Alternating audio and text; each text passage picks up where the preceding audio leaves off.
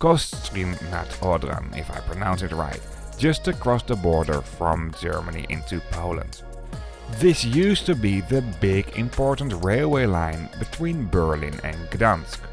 Nowadays, long-distance trains between Berlin and Poland will mainly go via Frankfurt Oder, what is a little bit south from here. From here on, we'll be taking a very regional train to Berlin, the capital of Germany. Join me on this very regional train between Poland and Germany. From Kostrzyn, if I pronounce it right, to Berlin. For now, let's get this video on the track and let's roll the intro. However, before we do that, a quick comparison on the environmental impact on this route by train and car. Even though these are diesel-powered trains, the train is the absolutely winner. For now, let's really start with this video.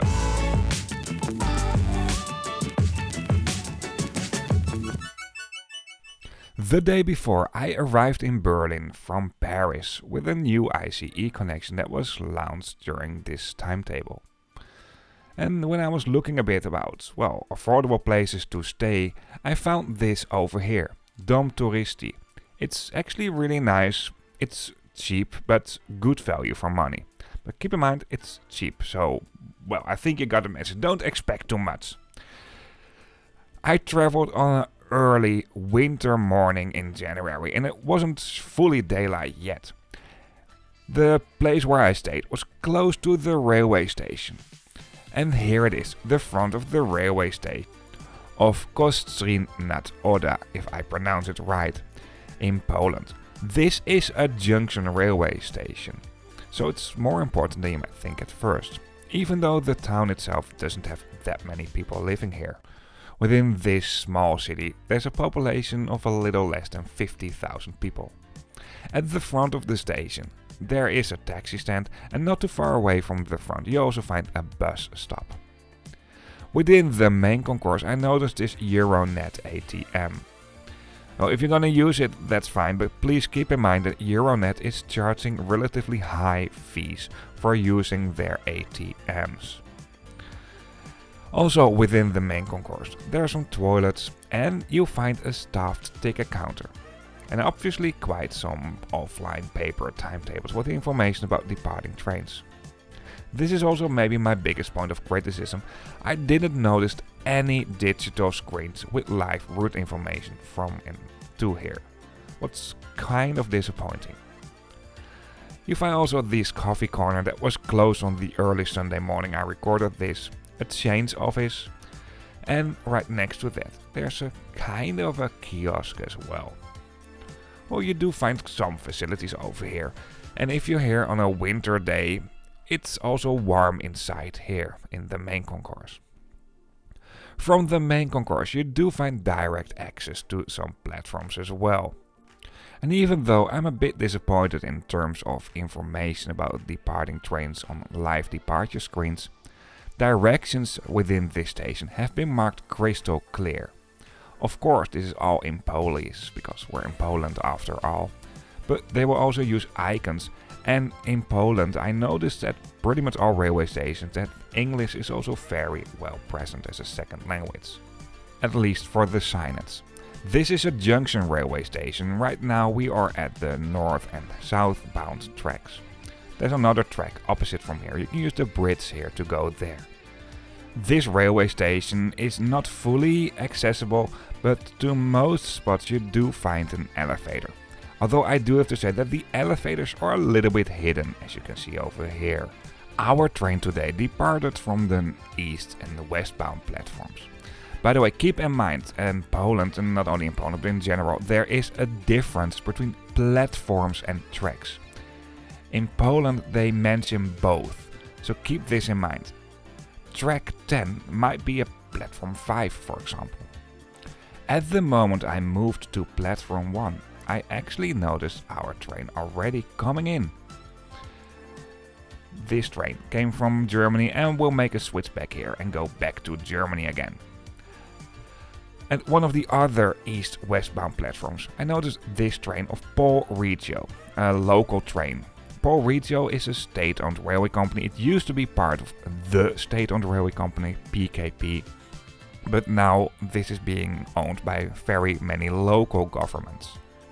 Honestly, I don't know if this will benefit railway passengers, because if one local government wants to have a certain train and the other one doesn't, some trains might just end up at the province border. I mean, we saw the same thing happening in Austria as well.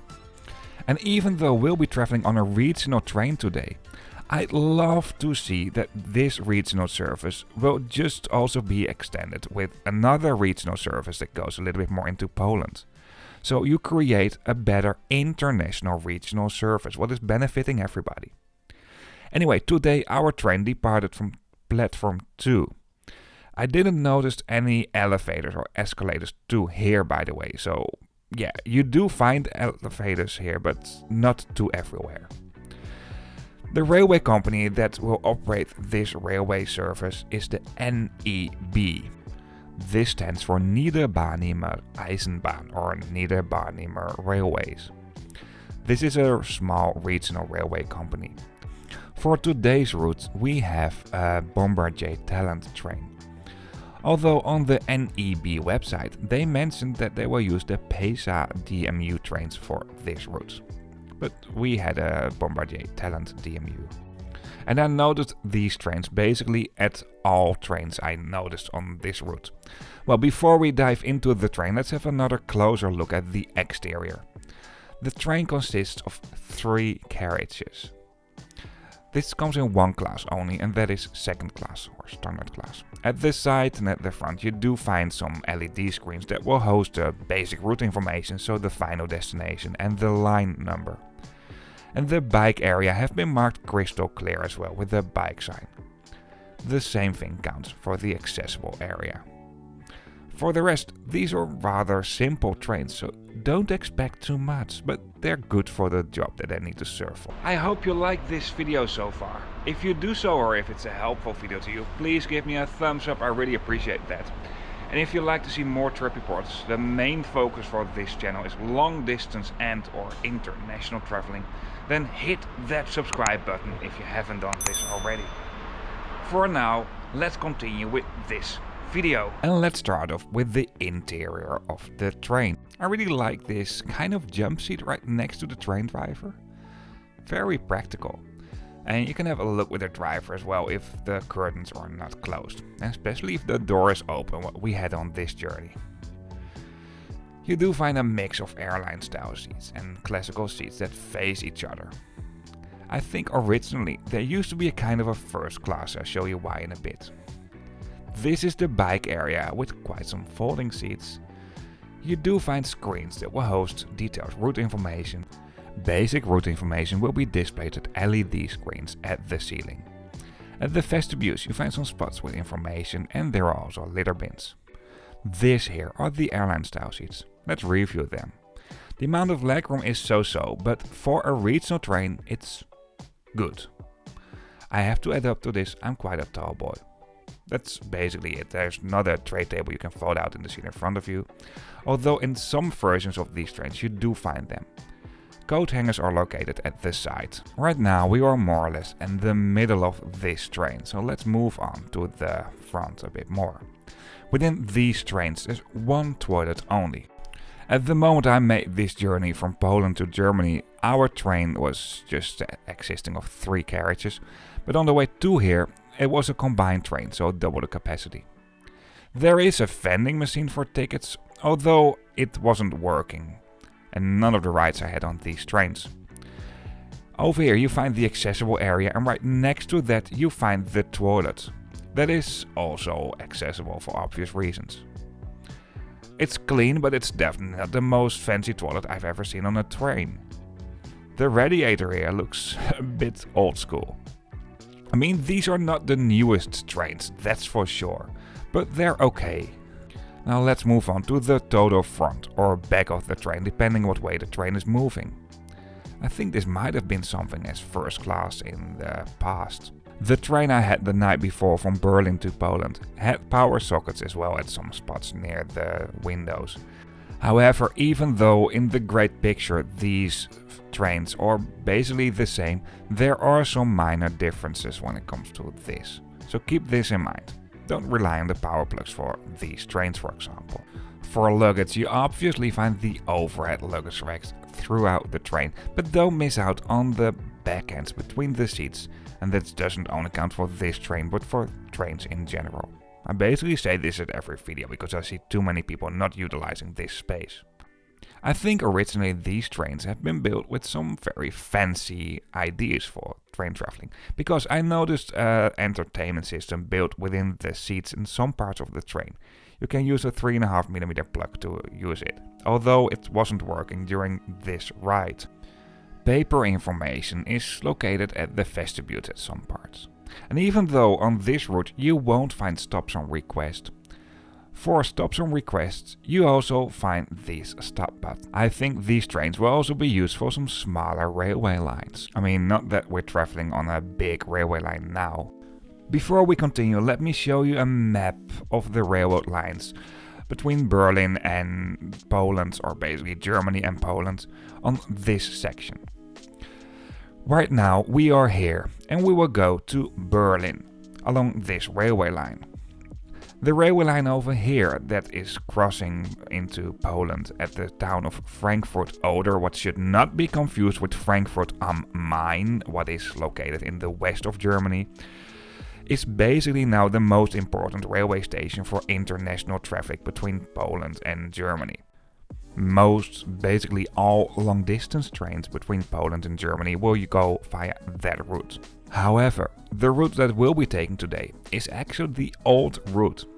This used to be the big railway line between Berlin and Gdansk. And now it's a smaller railway line. It's still a kind of a main line though, although for big parts of the route you will find only one track. That doesn't count for the Polish part actually. Right now we are leaving Poland and we'll head into Germany, and while I show you some views from the train, I'll tell you a little bit more, because this here is maybe the most interesting section of the route. First of all, I do have to say, and I already briefly mentioned it, I think it would be great if they will connect some of the regional trains that do start here and go into Poland to these regional trains that will go to Berlin.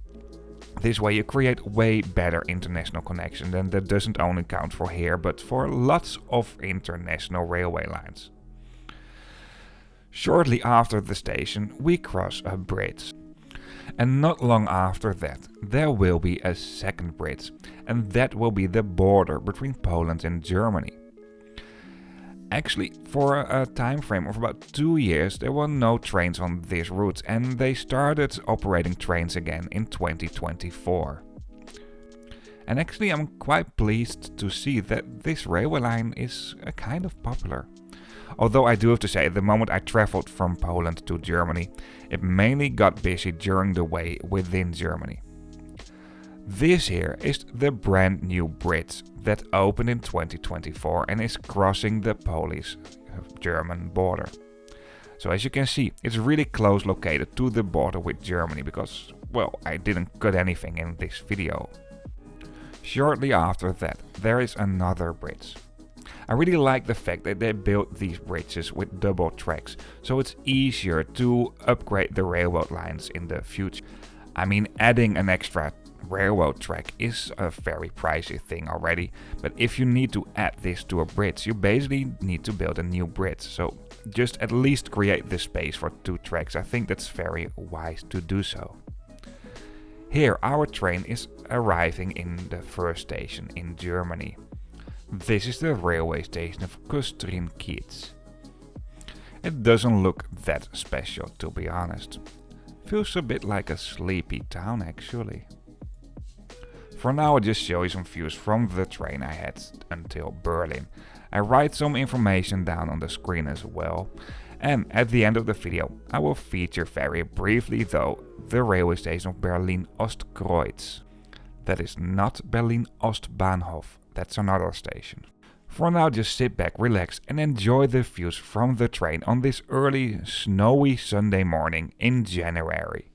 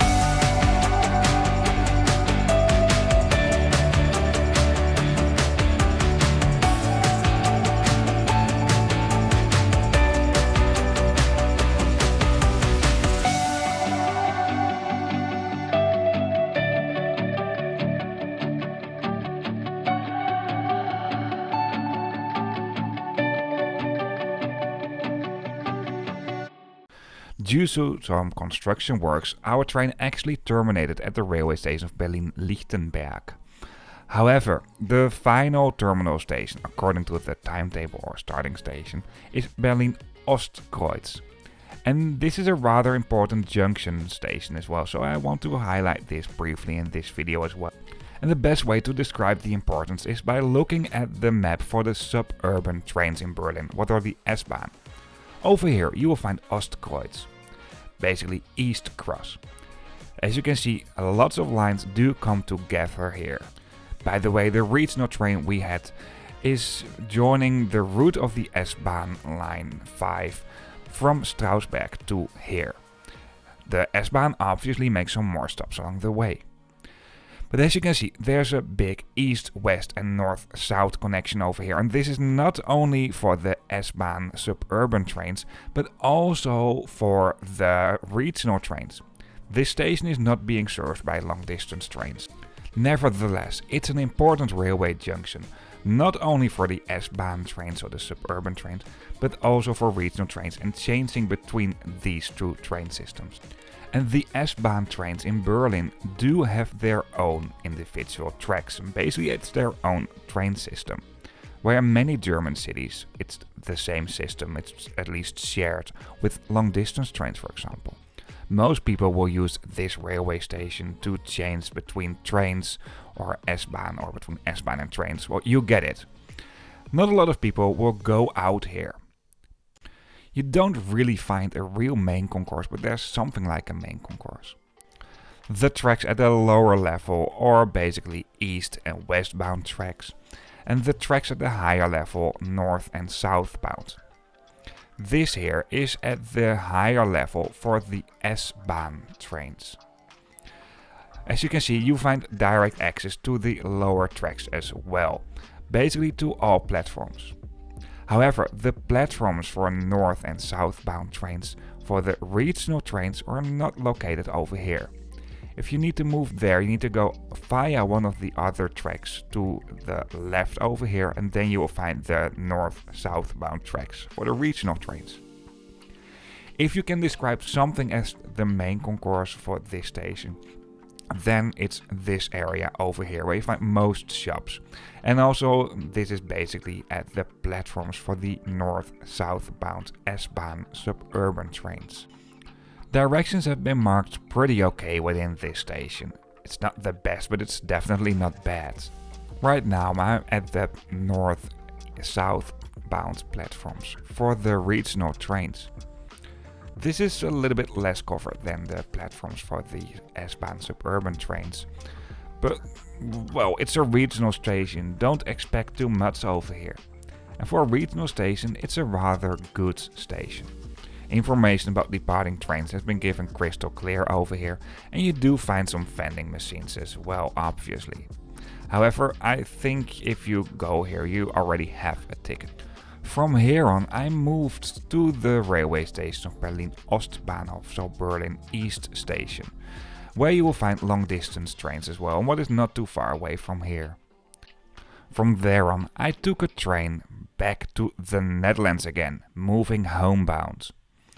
Welcome to Berlin. I hope you liked this video, or this has been helpful to you. If so, please give me a thumbs up. I really appreciate that. Some questions, feedback, comments. Even if you just want to say hello, feel free to leave a comment. And if you'd like to see more trip reports about more sustainable ways of transportation, the main focus, long distance and or international traveling, then hit that subscribe button if you haven't done this already. Before we really end up this video, one last thing. If you're interested in other videos, of course you can find them on this channel, and you can always subscribe to see new videos coming up. Apart from that, in the description of this video on YouTube you find a link to a map where you can find all videos as well. And yes, the example here is not updated yet. You can also find me on the socials, Blue Sky and Instagram. See you on the next video.